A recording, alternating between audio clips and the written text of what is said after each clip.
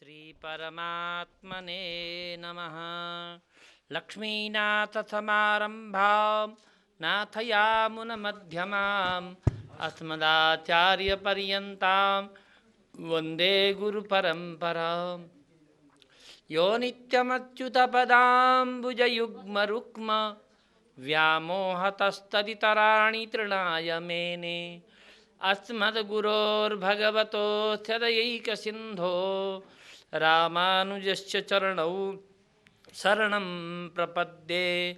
त्वाचार्यं श्रीधरं शान्तं षडाचार्यं यतिं गुरुं श्रीनिवासं मुक्तिनारायणं रामानुजं भजे। ज्ञानानन्दमयं देवं निर्मलं स्फटिकाकृतिम् आधारं सर्वविद्यानां हयग्रीवमुपास्महे। वसुदेवसुतं देवं कंसचाणूरमर्दनं देवकी परमानन्दं कृष्णं वन्दे जगद्गुरुं।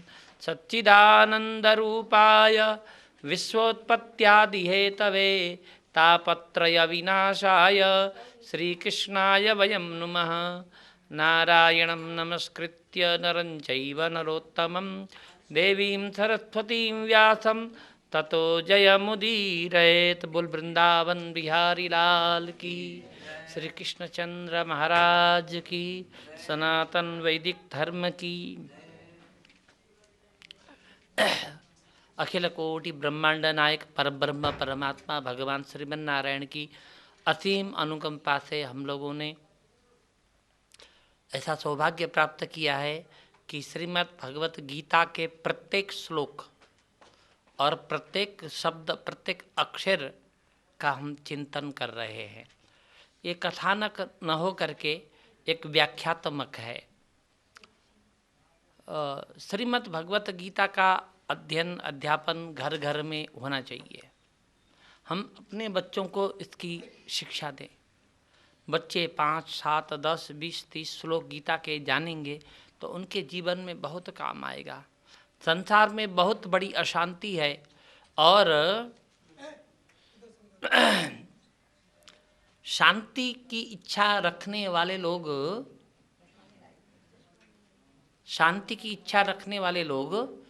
भारत की तरफ देखते हैं और भारत के लोग शांति देने वाला ग्रंथ श्रीमद् भगवत गीता को बताते हैं। गीता का अध्ययन करने से परम शांति मिलती है। गीता जी बताती हैं कि हमारा जो शरीर है ये जड़ है और ये शरीर हम नहीं है। हम तो ये जो बोल रहे हैं, अंदर से सोच रहे हैं, चिंतन कर रहे हैं, वो हम हैं। ये तो शरीर तो बोलने का साधन है।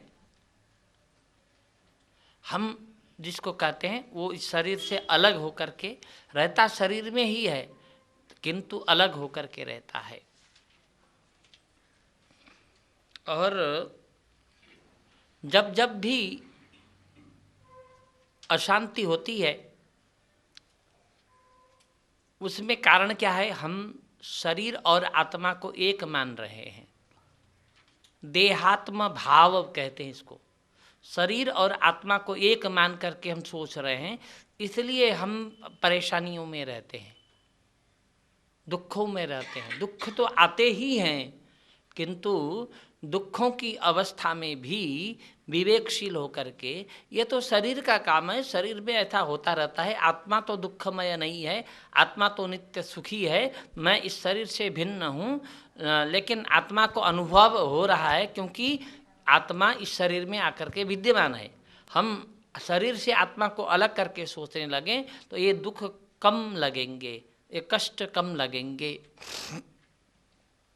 और अनासक्त भाव से संसार में सारे कर्म करते हुए आसक्ति रखे बिना कर्तव्य बुद्धि से सभी कर्म करने चाहिए और उन कर्मों को भगवत सेवा समझनी चाहिए कि ये जो भी कर रहा हूँ वह भगवान की सेवा में है। चाहे नौकरी करे, चाहे बिजनेस करे, चाहे और कोई कार्य करे, हर अवस्था में यह भगवान का कैंकर्य है, भगवान की सेवा है। इस तरह से चिंतन करे और तो ऐसा चिंतन करने पर कर्मों में कुछ ऊंच नीच भी हो जाए, कुछ दोष भी आ जाए, कुछ पाप भी हो जाए, तो भी भगवान के लिए होने के कारण दोष हमें नहीं लगेगा, भगवान उन दोषों का नाश कर देंगे।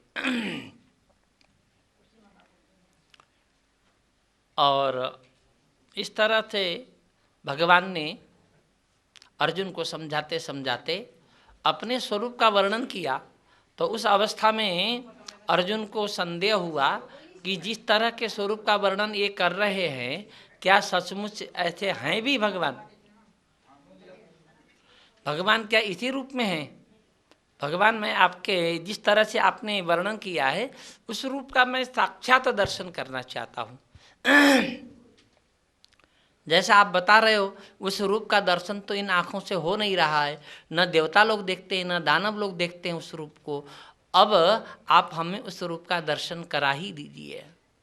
तो भगवान श्री कृष्ण ने कहा ठीक है, मैं दर्शन करा देता हूँ, लेकिन इन चर्म चक्षुओं के द्वारा तुम मेरे रूप को नहीं देख पाओगे।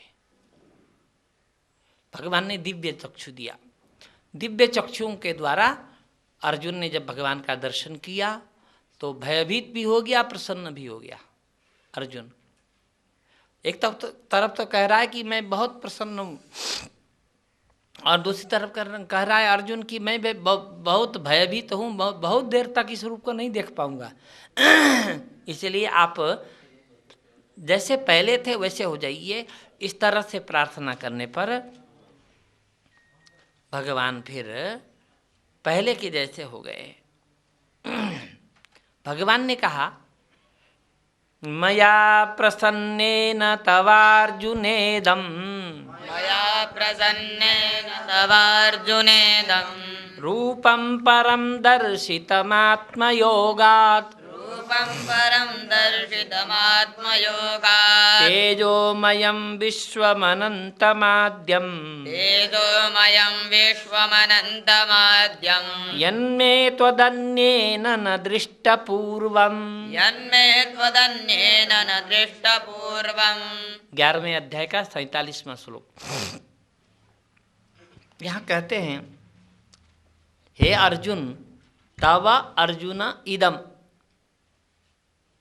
पहली लाइन का अंतिम शब्द तवार्जुनेदम लिखा है, इसका संधि विच्छेद करेंगे तव अर्जुन इदम। दूसरी लाइन में दर्शितम आत्मयोगात का संधि विच्छेद करें, दर्शितम आत्मयोगात ऐसा होगा।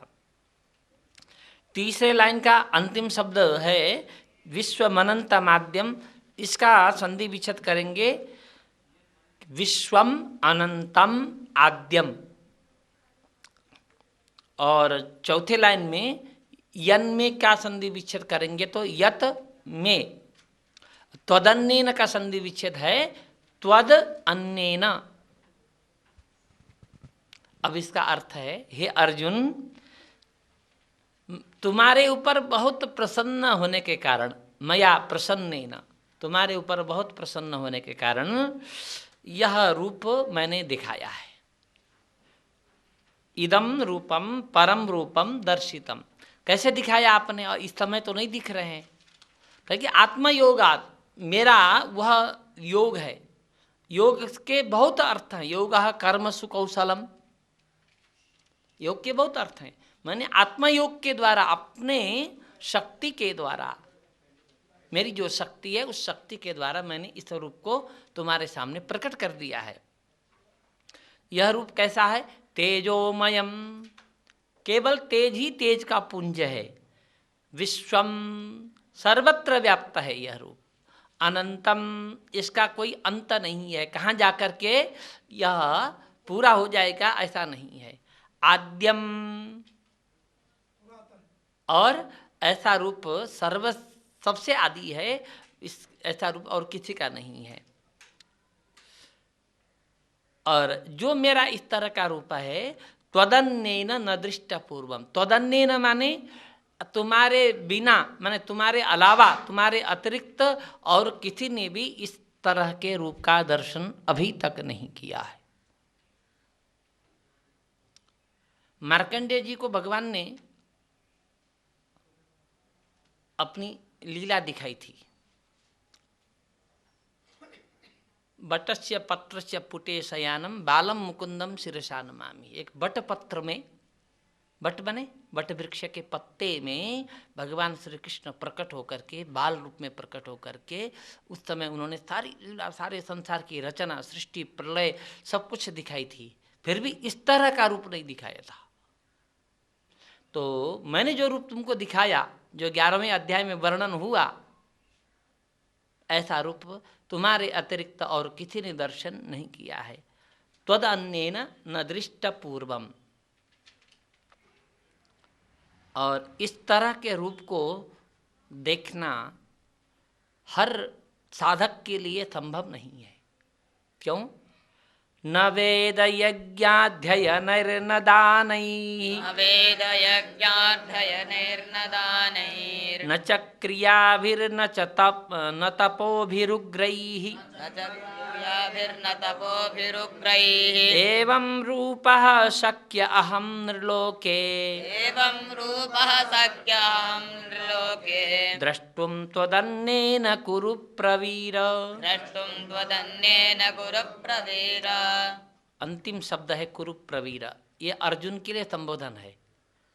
कौर माने कुरु वंशियों में श्रेष्ठ वीर हे अर्जुन, मेरे इस तरह के रूप का वेद यज्ञ अध्ययन, पहली लाइन, न वेद पढ़ करके इस तरह के रूप का दर्शन किया जा सकता है, न यज्ञ करके इस तरह के रूप का दर्शन किया जा सकता है, न वेद का स्वाध्याय निरंतर चिंतन करके इस तरह के रूप का दर्शन किया जा सकता है, न दान दे करके किया जा सकता है, न विविध प्रकार की क्रियाओं से किया जा सकता है, न तपो भी रुग्रही, तपो भी उग्रही, ऐसा संधि विच्छेद करें, उग्र तपस्या करके भी इस तरह के रूप का दर्शन नहीं किया जा सकता है। एवं रूपः निर्लोके अहम न शक्यः, इस तरह से रूप का दर्शन मनुष्य लोक में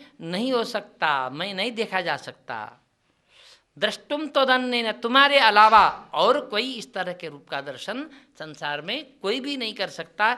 जिस तरह के रूप का दर्शन 11 अध्याय में जो मैंने वर्णन किया, इसको मैंने तुमको दिखाया है।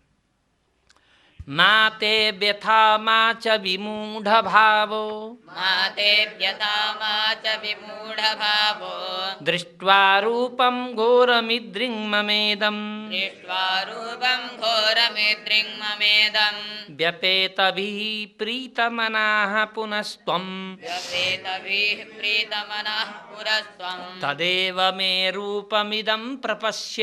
तदेव मे रूपमिदं प्रपश्य। माते व्यथा, देखिए शब्दों के अनेक अर्थ होते हैं। कहीं माँ माने माता अर्थ है, कहीं माँ का अर्थ लक्ष्मी है, और कहीं माँ का अर्थ नहीं है। नहीं माने निषेध है। माते व्यथा, तुमको इस रूप का दर्शन करके कोई व्यथा न हो, तुम व्यथित मत हो। माँ च विमूढ़ भाव, तुम विमूढ़ मत बनो इस रूप को देख करके। रूपम घोरम ईदृक मम, संधि विच्छेद करें तो घोरम ईदृक मम इदम, ऐसा बनेगा।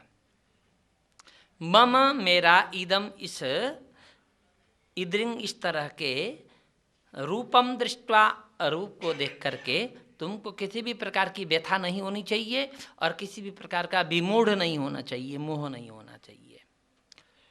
अब व्यपेत भी माने डर, व्यपेत माने हट करके, माने डर से हट करके, निडर हो करके, निर्भय हो करके, प्रीत मना, मना माने मन, प्रीत माने प्रसन्न, प्रीत मना प्रसन्न मन से पुनः फिर त्वम अर्जुन तदेव मे रूपमिदं प्रपश्य, वही पहले वाला रूप देख लो। अब वही पहले वाला ही रूप आप देख लो, ऐसा कह करके भगवान पहले वाले रूप में आ जाते हैं। संजय उवाच, इधर संजय जी धृतराष्ट्र को बता रहे हैं। इत्यर्जुनं वासुदेवस्तथोक्त्वा इत्यर्जुनं वासुदेवस्तथोक्त्वा स्वकं रूपं दर्शयामास भूयः स्वकं रूपं दर्शयामास भूयः आश्वासयामास च भीतमेनं आश्वासयामास च भीतमेनं भूत्वा पुनः सौम्य वपुर्महात्मा भूत्वा पुनः सौम्यवपुर्महात्मा इति अर्जुनं वासुदेवः तथा उक्त्वा संधि विच्छेद। इस तरह से भगवान वासुदेव ने अर्जुन के प्रति यह कह करके स्वकम रूपम भूयः दर्शयामास। स्वकम माने अपने यथावस्थित रूप को पुनः दिखा दिया और आश्वासयामास आश्वासन भी दिया। किसको आश्वासन दिया? भीतमेनम डरे हुए अर्जुन को। क्या बन करके? पुनः सौम्य वपुर महात्मा भूत्वा। फिर सौम्य वपु माने भगवान का सौम्य रूप है, वपु माने शरीर है। सौम्य वपु बन करके, पहले जो विकराल रूप भगवान ने दिखाया था, अब सौम्य वपु बन करके अर्जुन को आश्वस्त किया, अब डरने की जरूरत नहीं है। अर्जुन उवाच, अर्जुन बोलते हैं, दृष्ट्वेदं मानुषं रूपं दृष्ट्वेदं मानुषं रूपं तव सौम्यं जनार्दन तव सौम्यं जनार्दन इदानीमस्मि संवृत्तः इदानीमस्मि संवृत्तः सचेताः प्रकृतिं गतः। सचेताः प्रकृतिं गतः। जनार्दन भगवान के लिए संबोधन है। हे जनार्दन, तव इदं सौम्यम मानुषम रूपम दृष्ट्वा, ऐसा अन्वय करना पड़ेगा, शब्दों को आगे पीछे करके जोड़ना पड़ेगा। तुम्हारे भगवान को, हे भगवान, आपके इस सौम्य रूप को, जो मनुष्यों की तरह रूप है, भगवान मनुष्य की तरह बन करके आए थे। भगवान का रूप यही है ऐसा नहीं है। मंदिर में हम भगवान के जिस रूप का दर्शन करते हैं वही रूप भगवान का है ऐसा नहीं है। हमने एक कल्पना की है, मनुष्यों की तरह रूप बना दी है कि हम दर्शन करने के बाद उस रूप को हृदय में धारण करके हम उसका चिंतन करते रहें, इसलिए हमने एक रूप की कल्पना की है। भगवान वैसे ही हैं ऐसा नहीं है। भगवान तो निर्गुण भी है, निराकार भी है, सगुण भी है, साकार भी हैं, कर्तुम अकर्तुम अन्यथा कर्तुम समर्थ हैं। परमात्मा ऐसे ही हैं, ऐसा कोई निर्णय नहीं कर सकता। तो जो बताते हैं भगवान ऐसे हैं, तो वो बताना ठीक उसी तरह है जैसे अंधे लोग हाथी के विषय में बताते हैं। अंधे ने कहा हाथी खंबा जैसा होता है, एक ने कहा सांप जैसा होता है, एक ने कहा डंडे जैसा होता है, एक ने कहा सूरपा जैसा होता है, तो एक ने कहा उखड़ बाखड़ भूमि जैसा होता है। तो अंधे ने जिस अंग को पकड़ा उसी को हाथी का रूप मान लिया। उसी तरह हम लोग भी भगवान के रूप का जो वर्णन कर रहे हैं, वह हम जितना जान पाते हैं उतना ही वर्णन करते हैं। भगवान ऐसे ही हैं, ऐसा कोई निर्णय नहीं है, कोई निश्चित नहीं है। भगवान ऐसे ही है तो भगवान सीमित हो जाएंगे। भगवान तो असीमित है ना, भगवान तो अमित है ना, फिर तो मित हो जाएंगे। मित माने, मित का मतलब जो परिमाण में आ जाए उसको मित कहते हैं। भगवान अमित है, जो किसी परिमाण में नहीं आते, किसी नाप में नहीं आते। हम कहें कि जितनी पृथ्वी है उतने बड़े भगवान हैं, तब तो भगवान का नाप हो गया कि भगवान तो इतने ही बड़े हैं ना, इससे भी विशाल हैं, इससे भी विराट हैं। और ऐसे परमात्मा के ने मनुष्यों के ऊपर कृपा करने के लिए मनुष्य का शरीर धारण किया था। और अर्जुन कहते हैं आपके मनुष्य की तरह जो स्वरूप है, सौम्य शरीर है, उसको देख करके इदानीम अस्मि संवृत्तः सचेताः प्रकृतिंगतः, इस समय मैं स्वस्थ हो गया हूँ, सचेत हो गया हूँ। पहले सचेत नहीं थे, किंग कर्तव्य विमूढ़ थे। मैं क्या करूं, इतने रूप को देख करके साष्टांग करूं कि इसका आलिंगन करूं कि इसमें ओतप्रोत हो जाऊं कि लौट जाऊं, क्या करूं? भयभीत हो गए थे, अब सचेत हो गए। यही कहते हैं इदानीम अस्मि संवृत्तः सचेतः प्रकृतिम गतः, माने अब मेरी जैसी प्रकृति है, मेरा जैसा स्वभाव है, उस स्वभाव में वापस आ गया हूँ। अब मैं स्वस्थ हूँ। अब आप जो भी कहेंगे वह सारी बातें मैं समझ लूँगा, अब भयभीत नहीं हूँ। अब भगवान फिर कहते हैं सुदूरदर्शमिदं रूपं दुर्दर्शमिदं रूपं दृष्टवानसि यन्मम दृष्टवानसि यन्मम देवा अप्यस्य रूपस्य देवा अप्यस्य रूपस्य नित्यं दर्शनकाङ्क्षिणः। नित्यं दर्शनकाङ्क्षिणः। इदं मम रूपम सुदूरदर्शम, ऐसा अन्वय करेंगे। अन्वय माने श्लोक बनाते समय आगे का शब्द पीछे, पीछे का शब्द बीच में, ऐसा हो गया है, लेकिन हम क्रम से शब्दों को लगा करके रखें, इसको बोलते हैं अन्वय। ठीक है, छंद बनाते समय, पद्य बनाते समय आगे का शब्द पीछे, पीछे का शब्द आगे हो सकता है, लेकिन जब हम अर्थ करेंगे तो क्रम से हम शब्दों को रखेंगे। उस तरह से शब्दों को क्रम से रखना अन्वय कहलाता है। तो अन्वय जब करेंगे तो शब्द बनेंगे, वाक्य बनेगा मम सुदूरदर्शम इदम रूपम दृष्टवान असि। दृष्टवान असि में संधि विच्छेद है। मम माने मेरे, जो सुदूरदर्श, सुदूरदर्श माने देखने में बहुत कठिन, देख पाने में, दर्शन करने में बहुत कठिन जिस रूप का तुमने दर्शन किया है हे अर्जुन, देवा अपि, देवता लोग भी अस्य रूपस्य, इस स्वरूप का नित्यम दर्शन कांक्षिणा, नित्य दर्शन करने की अभिलाषा रखते हैं। और अनादिकाल से देवता लोग इस रूप के दर्शन की अभिलाषा रख रहे हैं, लेकिन उनको इस रूप के दर्शन का नहीं हो रहे हैं। लेकिन तुम मेरे प्रिय भी हो, भक्त भी हो, पहले बताए थे। प्रियोसी में भक्त भी हो और प्रिय भी हो और सखा भी हो, इसलिए मैंने प्रसन्न होकर के तुम्हें इस रूप का दर्शन कराया। इस रूप का दर्शन करने के लिए तो देवता लोग भी निरंतर अभिलाषा रखते हैं। ऋषि लोग अनादि बहुत काल तक, बहुत वर्षों तक तपस्या करते हैं, भूखे रह करके, प्यासे रह करके, धूप में तप करके। देवता ऋषि महर्षि लोग भी इस रूप के दर्शन की अभिलाषा से तपस्या करते हैं, फिर भी उनको इस रूप का दर्शन नहीं हो पाता। अब अगले 2 श्लोकों का अर्थ बहुत अच्छी तरह से समझ लेना चाहिए।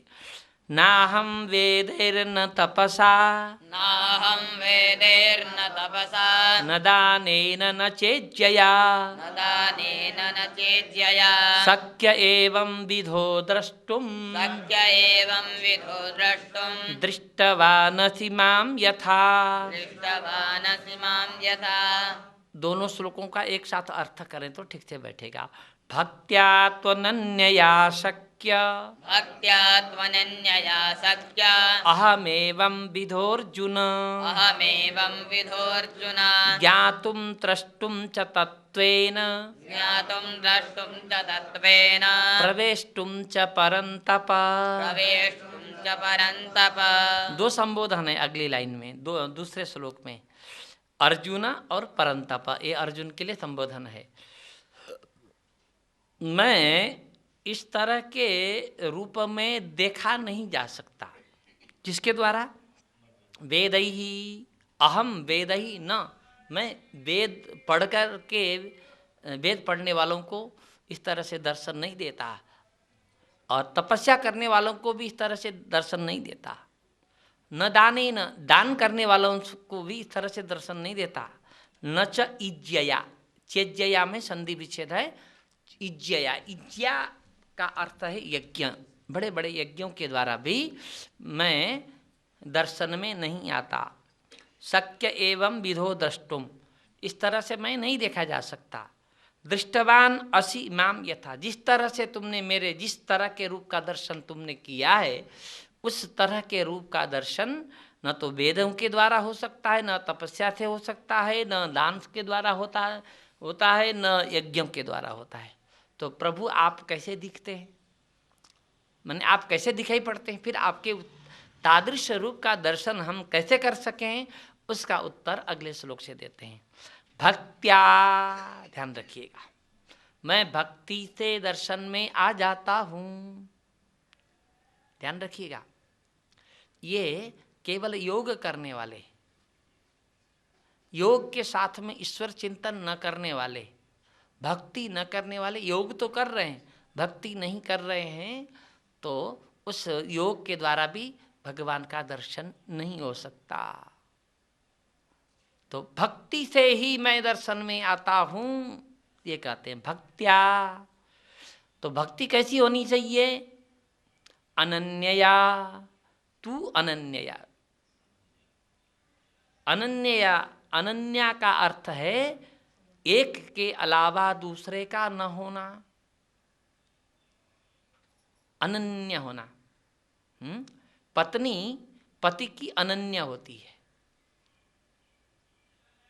अर्थात दूसरे की नहीं हो सकती, अपने पतिदेव के अतिरिक्त और किसी दूसरे की नहीं हो सकती पत्नी। भगवान भी इसी तरह से चाहते हैं, भगवान श्री कृष्ण चाहते हैं, भगवान श्रीमन नारायण चाहते हैं, जो मेरी भक्ति करे, केवल मेरी भक्ति करे, केवल मेरी भक्ति करे। सम्मान सबकी करे, रुद्र की भी करे, ब्रह्मा की भी करे, इंद्र की भी करे, कुबेर की भी करे, देवी की भी करे, गणेश की भी करे, सम्मान सबकी करे, लेकिन भक्ति केवल मेरी करे, केवल मेरी भक्ति करे, वही अनन्य भक्ति है। तो यहाँ पर अनन्यया ये भक्त्या का विशेषण है। अनन्य भक्ति से ही मैं देखा जा सकता हूँ। शक्य माने मैं देखने लायक हूँ।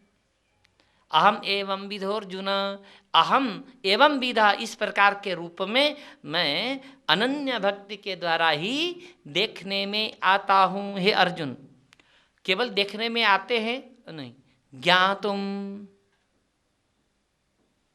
मैं जानने में भी आ जाता हूँ। माने इस तरह के रूप को ठीक तरह से जान भी सकेगा।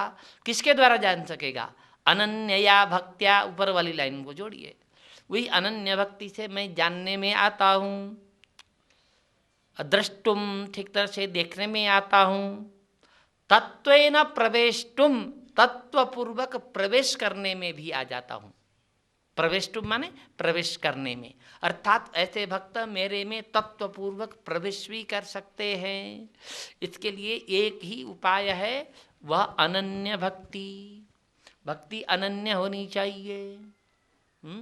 तुम्हारी भी भक्ति, तुम्हारी भी भक्ति, उसकी भी भक्ति। आज जाकर के भगवान नारायण के मंदिर में त्वमेव माता च पिता त्वमेव बना, मंदिर बहुत बने, बड़े बड़े मंदिरों में अनेक रूप है। शंकर जी भी वही हैं, दुर्गा जी भी वही हैं, और हनुमान जी भी वही हैं, नारायण भी वही हैं, ब्रह्मा जी भी वही हैं, गणेश जी भी वही हैं। हर देवता के सामने जाकर के कहता है त्वमेव माता च पिता त्वमेव, तुम ही माता हो, तुम ही पिता हो, गणेश जी से बोलता है। फिर आगे जाके दुर्गा जी से बोलता है त्वमेव माता च पिता त्वमेव, तुम ही मेरे माता हो, तुम ही मेरे पिता हो, मम देव देव, सब कुछ तुम ही हो, कह देता है। अब देवी जी सोचती हैं कि अभी तो गणेश जी से बोल रहा था, अब मुझसे आके बोल रहा है। फिर आगे जाकर के ब्रह्मा जी की मूर्ति देखी, वहाँ जाकर के भी यही बोला। फिर आगे जाकर के शंकर जी की मूर्ति देखी, वहाँ जाकर के भी यही बोला। और आगे जाकर के साईं बाबा की मूर्ति मिली तो उनसे भी यही बोला। और आगे जाकर के देखा शनि की मूर्ति है, उनसे भी यही बोला कि त्वमेव माता च पिता त्वमेव। अब देवता लोग क्या कर रहे हैं भाई? आप कहेंगे कि सारे रूप एक हैं, तो एक ही रूप को रखो, सारे रूप को क्यों मंदिर में रखते हो? आप कहोगे सारे रूप एक ही है, ऐसा कहो तो फिर अलग अलग रूप क्यों रखते हो? अलग अलग नहीं हैं। पर ब्रह्म परमात्मा भगवान नारायण श्रीमन नारायण एक ही है। वही कभी कृष्ण बन के आया, कभी राम बन करके आया। अन्य सारे देवता जीव कोटि में आते हैं, लेकिन जीव कोटि में होते हुए देव कोटि में हैं। हम भी जीव हैं, देवता भी जीव हैं, लेकिन देवता देव कोटि के जीव हैं, हम मनुष्य कोटि के जीव हैं। वो उत्कृष्ट जीव हैं, हम मध्यम जीव हैं, और हमसे भी निम्न कोटि के जीव और होते हैं। इसलिए भक्ति केवल एक की इष्ट, केवल एक को इष्ट बनाओ। कोई स्त्री कहे कि मैं तो आपकी ही हूँ, एक से कहे, दूसरे से जाकर के कहे मैं तो आपकी ही हूँ, तीसरे से भी जाकर के कहे मैं तो आपकी ही हूँ, उस स्त्री की क्या गति होगी? उस स्त्री को क्या बोलते हैं? उसका नाम लेना भी पाप है। किंतु वह स्त्री केवल अपने पति को बोलती है मैं आपकी हूँ, केवल आपकी हूँ। लेकिन पति के पिताजी होते हैं तो पति के पिता को गाली तो नहीं देती ना। पति के बड़े भाई हैं, उनको गाली तो नहीं देती ना।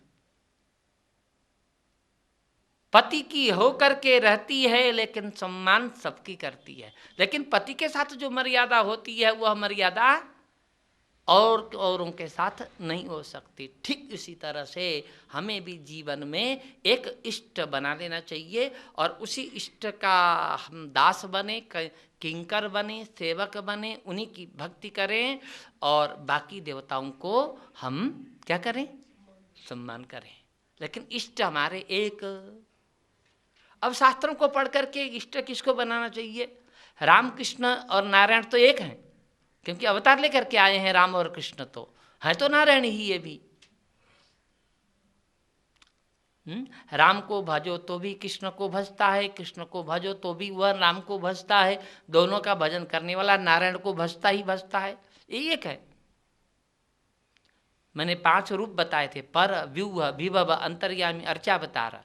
जो नारायण है वो पर रूप है और ये राम कृष्ण है ये विभव रूप है।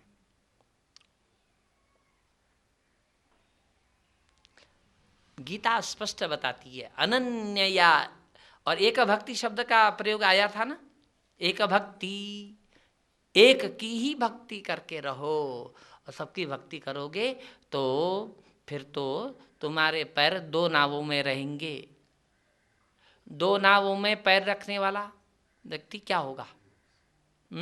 वो थोड़ा आगे जाने पर न इस नाव में रहेगा न इस नाव में रहेगा। इसलिए इष्ट एक बनाओ, बिल्कुल एक। भक्त्या त्वनन्या शक्य अहमेवं विदोर्जुन ज्ञातुम। मैं केवल भक्ति के द्वारा ज्ञान में आता हूँ, अर्थात वो हमें पूर्णतया भक्ति के द्वारा जान सकता है और द्रष्टुम, मुझे पूर्णतया देख सकता है। मैंने जिस रूप का दर्शन तुम्हें कराया उस रूप का दर्शन वह भक्ति के द्वारा कर सकता है। प्रवेशतुम, उसमें प्रवेश करना चाहे तो प्रवेश भी कर सकता है। परंतप संबोधन है अर्जुन के लिए, संबोधन। अब अंतिम श्लोक में बताते हैं मत कर्म कृत मत परमो, मत कर्म मत परमो, मत भक्तः संगवर्जितः, मद भक्तः संगवर्जितः, निर्वैरः सर्वभूतेषु, निर्वैरः सर्वभूतेषु, यः समामेति पांडवः। समामेति पांडव। अर्जुन को अब आदेश दे रहे हैं मत कर्म कृत, मेरे लिए कर्म करने वाले हो जाओ। मत परमः, मुझ में परायण हो जाओ।